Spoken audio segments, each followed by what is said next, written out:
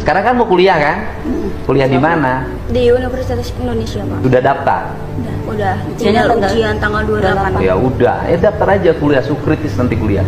Kita minta tolong untuk doanya Bapak. Ya saya doain seluruh anak Jawa Barat ya harus maju. Gimana ceritanya bisa tinggal di bantaran sungai? Belinya dari siapa? Namanya orangnya masih ada. Kalau ada laporin polisi aja dia menjual tanah negara. Saya percaya Anda sangat kritis, cuman kritisnya harus objektif. Jadi kalau ini kan keluarga kaya, boleh speak up apapun.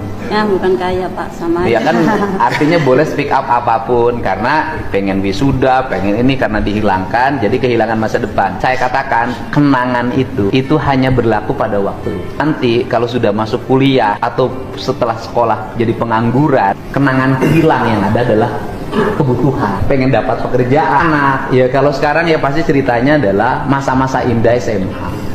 Tapi kan keindahan tuh gini loh, kalau hidup saya tuh, ini prinsip loh Mbak ya, prinsip hidup saya tuh lebih baik nggak usah kawin pesta daripada besoknya ngutang. Lebih baik untuk beli rumah untuk orang yang nggak punya. Kalau orang punya ya pesta ya terserah aja, jangan sampai pesta ngutang kemana-mana. Saya termasuk orang yang menikah tanpa pesta, bahkan duit untuk nikah pun modal sendiri, 1 rupiah pun saya nggak minta orang tua.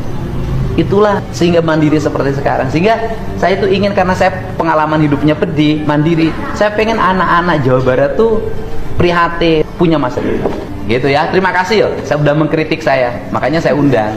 Saya terima kasih kritiknya. Kenapa kritiknya menjadi dibully banyak orang? Karena itu tadi, orang lagi susah-susahnya cari duit, nggak mampu untuk bayar wisuda. Yang nunggak ijazah di Jawa Barat itu sangat banyak. Berapa coba total tagihan yang harus dibayar oleh pemerintah provinsi? 1,3 triliun. Jadi kenapa saya 1,3 triliun sekarang jadi beban pemerintah provinsi, nanti diatur lewat BPMU. Tapi orang kok masih nyelenggarain acara-acara lagi ya? Saya bersedia kritik, dan yang mengkritiknya saya undang. Dan yang mengkritiknya saya bantu juga untuk kontrakan. Enggak kan, saya nggak bantu, enggak.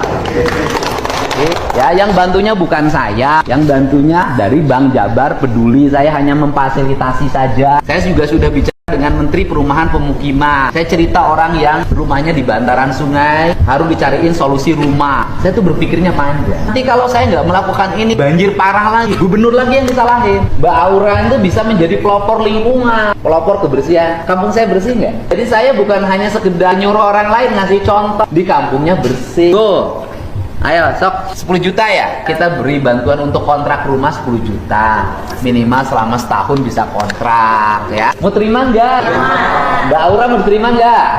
Kalau saya sih ngikut orang tua, kan yang tinggal punya rumah itu kan orang tua. Bukan, saya nanya memerlukan nggak? Ya kalau nggak apa-apa.